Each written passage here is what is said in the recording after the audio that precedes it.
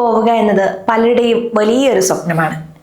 എന്നാൽ ആ സ്വപ്നത്തിലേക്കുള്ള വഴിയിലെ ഏറ്റവും വലിയ തടസ്സം പലപ്പോഴും വിസ ഇന്റർവ്യൂ ആണ്. കൃത്യമായ രേഖകൾ കൈവശമുണ്ടായിട്ടും പലരുടെയും വിസ അപേക്ഷകൾ നിരസിക്കപ്പെടാറുണ്ട്. എന്തുകൊണ്ടായിരിക്കും ഇത് സംഭവിക്കുന്നത്? ഒരു വിസ ഓഫീസർ നിങ്ങളുടെ ഫയലിലെ രേഖകൾ മാത്രമാണോ നോക്കുന്നത്, അതോ അതിനപ്പുറം മറ്റെന്തെങ്കിലും ഉണ്ടോ? ടൈംസ് ഓഫ് ഇന്ത്യയിൽ പ്രസിദ്ധീകരിച്ച റിപ്പോർട്ട് അനുസരിച്ച് മുൻ US വിസ ഓഫീസറായ ക്രിസ്റ്റ ബൈക്കർ ചില കാര്യങ്ങൾ വ്യക്തമാക്കിയിരിക്കുകയാണ്. ഇന്റർവ്യൂ പാനലിന് മുന്നിൽ നിങ്ങൾ ഇരിക്കുമ്പോൾ നിങ്ങൾ സംസാരിച്ചു തുടങ്ങുന്നതിന് മുൻപ് തന്നെ ഓഫീസർമാർ ചില കാര്യങ്ങൾ നിങ്ങളിൽ നിരീക്ഷിക്കുന്നുണ്ട്. അവ എന്തൊക്കെയാണെന്നും ഇന്റർവ്യൂവിൽ വിജയിക്കാൻ നിങ്ങൾ ശ്രദ്ധിക്കേണ്ട കാര്യങ്ങൾ എന്തൊക്കെയാണെന്നും നമുക്ക് വിശദമായി പരിശോധിക്കാം. വിസ ഇന്റർവ്യൂ എന്നത് നിങ്ങൾ സംസാരിക്കുമ്പോൾ മാത്രം തുടങ്ങുന്ന ഒന്നല്ല. കൗണ്ടറിലേക്ക് വിളിക്കപ്പെടുമ്പോൾ നിങ്ങൾ നടന്നു വരുന്ന രീതിയിൽ നിന്ന് തന്നെ ഓഫീസർ നിങ്ങളെ വിലയിരുത്തി തുടങ്ങുന്നു. ഒന്നാമതായി അവർ നോക്കുന്നത് നിങ്ങളുടെ ആത്മവിശ്വാസം. അമിതമായ പരിഭ്രമമുണ്ടോ അതോ നിങ്ങൾ കൂളാണോ എന്ന് അവർ നോക്കുന്നു. തോളുകൾ താഴ്ത്തി ആത്മവിശ്വാസമില്ലാതെ നടന്നു വരുന്നത് നെഗറ്റീവ് ഇംപ്രഷൻ ഉണ്ടാക്കാം. ഒരു ഇന്റർവ്യൂവിന് ചെല്ലുമ്പോൾ നേരെ നിവർന്ന് നടക്കുക, മുഖത്ത് ചെറിയൊരു പുഞ്ചിരി നിലനിർത്തുക, ഓഫീസറുടെ മുന്നിലെത്തുമ്പോൾ വിഷ് ചെയ്യുക.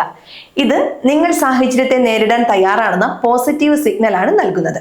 ആശയവിനിമയത്തിൽ ഐ കോണ്ടാക്ട് വളരെ പ്രധാനമാണ്. കള്ളം പറയുന്നവരോ ആത്മവിശ്വാസമില്ലാത്തവരോ ആണ് സാധാരണയായി കണ്ണുകളിൽ നോക്കാൻ മടിക്കുന്നത്. നിങ്ങൾ ഉത്തരം നൽകുമ്പോൾ മുകളിലേക്കോ താഴേക്കോ നോക്കുകയാണെങ്കിൽ നിങ്ങൾ എന്തോ മറയ്ക്കാൻ ശ്രമിക്കുന്നുണ്ടെന്നോ അല്ലെങ്കിൽ ഉത്തരങ്ങൾ കാണാപ്പാഠം പഠിച്ചു വന്നതാണെന്നോ അവർക്ക് തോന്നാം. സ്വാഭാവികമായ രീതിയിൽ ഓഫീസറുടെ കണ്ണുകളിൽ നോക്കി സംസാരിക്കുക, എന്നാൽ അത് തുറച്ചു നോട്ടമാകരുത്. സംസാരിക്കുമ്പോൾ ഐ കോണ്ടാക്ട് നിലനിർത്തുന്നത് നിങ്ങളുടെ സത്യസന്ധതയും ആത്മവിശ്വാസത്തെയും സൂചിപ്പിക്കുന്നു. നിങ്ങൾ എന്തു പറയുന്നു എന്നതിനോടൊപ്പം തന്നെ പ്രധാനമാണ് അത് എങ്ങനെ പറയുന്നു എന്നത്. ശബ്ദത്തിൽ വിറയലോ അമിതമായ താഴ്ന്ന സ്വരമോ ഉണ്ടാകുന്നത് ഓഫീസറിൽ സംശയം ജനിപ്പിക്കും. അതുപോലെ തന്നെ അമിതമായ വേഗതയിൽ സംസാരിക്കുന്നത് ഒഴിവാക്കണം. ശാന്തമായും വ്യക്തമായും സംസാരിക്കുക. ഓഫീസർക്ക് വ്യക്തമായി കേൾക്കാവുന്ന തരത്തിലുള്ള ശബ്ദത്തിൽ ഉത്തരം നൽകുക. നിങ്ങൾ നൽകുന്ന വിവരങ്ങൾ സത്യമാണെന്ന് തോന്നിപ്പിക്കാൻ നിങ്ങളുടെ ശബ്ദത്തിന് സാധിക്കണം. പല അപേക്ഷകരും ചെയ്യുന്ന വലിയൊരു തെറ്റാണിത്. ചോദ്യം പൂർത്തിയാക്കുന്നതിന് മുൻപേ ഉത്തരം പറഞ്ഞു തുടങ്ങുന്നത് ഓഫീസറെ അസ്വസ്ഥനാക്കും. ഓഫീസർ ചോദിക്കുന്ന ചോദ്യം കൃത്യമായി മനസ്സിലായില്ലെങ്കിൽ തെറ്റായ വിവരങ്ങൾ നൽകാൻ സാധ്യതയുണ്ട്. ഓഫീസർ സംസാരിക്കുമ്പോൾ ഇടയിൽ കയറി സംസാരിക്കരുത്. ചോദ്യം പൂർണ്ണമായും കേട്ട ശേഷം 1 സെക്കൻഡ് ആലോചിച്ചതിന് ശേഷം ഉത്തരം നൽകുക. ചോദ്യം വ്യക്തമായില്ലെങ്കിൽ മാന്യമായി ഒരിക്കൽ കൂടി ചോദിക്കാനും മടിക്കരുത്. രേഖകളെക്കാൾ വിസ ഓഫീസർമാർ വിശ്വസിക്കുന്നത് നിങ്ങളുടെ വാക്കുകളെയാണ്. നിങ്ങളുടെ ഉത്തരങ്ങൾ ലോജിക്കലായിരിക്കണം. ഒരിക്കലും കള്ളം പറയരുത്. ഒരു ചെറിയ നുണ പോലും നിങ്ങളുടെ വിസ എന്നേക്കുമായി നിഷേധിക്കപ്പെടാൻ കാരണമാകും. അനാവശ്യമായ വിശദീകരണങ്ങൾ ഒഴിവാക്കി ചോദിച്ചതിന് കൃത്യമായി മറുപടി നൽകുക. ഉദാഹരണത്തിന്, എന്തിന് അമേരിക്കയിലേക്ക് പോകുന്നു എന്ന ചോദ്യത്തിന് നിങ്ങളുടെ യാത്രാ ഉദ്ദേശം വ്യക്തവും ലളിതവുമായി വിവരിക്കാം. ക്രിസ്റ്റ ബേക്കർ തന്റെ അനുഭവത്തിൽ നിന്ന് വിസ നിരസിക്കപ്പെടാൻ കാരണമായേക്കാവുന്ന 3 നെഗറ്റീവ് കാര്യങ്ങളെക്കുറിച്ച് മുന്നറിയിപ്പ് നൽകുന്നുണ്ട്. നിങ്ങളുടെ അപേക്ഷയിൽ നിങ്ങൾക്ക് തന്നെ ആത്മവിശ്വാസമില്ലെങ്കിൽ ഓഫീസർക്ക് എങ്ങനെ വിശ്വാസം വരും? പോസിറ്റീവായി സംസാരിക്കുക. പരിഭ്രമം ഒരു ഒഴിവ് കഴിവായി കാണിക്കരുത്.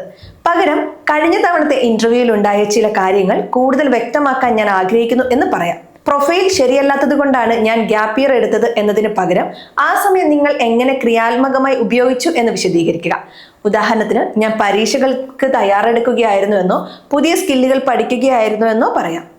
ഔദ്യോഗികമായ ഡ്രസ് കോഡ് ഇല്ലെങ്കിലും ബിസിനസ് കാഷ്വൽ രീതിയിലുള്ള വസ്ത്രധാരണമാണ് ഏറ്റവും അനുയോജ്യം. വൃത്തിയുള്ളതും ലളിതവുമായ വസ്ത്രങ്ങൾ ധരിക്കുന്നത് നിങ്ങൾ ഈ ഇന്റർവ്യൂവിനെ ഗൗരവമായി കാണുന്നു എന്നതിന്റെ തെളിവാണ്.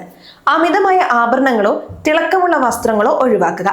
US വിസ നിയമം അനുസരിച്ച് ഓരോ അപേക്ഷകനെയും ഒരു സാധ്യതയുള്ള കുടിയേറ്റക്കാരനായിട്ടാണ് ഓഫീസർ കാണുന്നത്.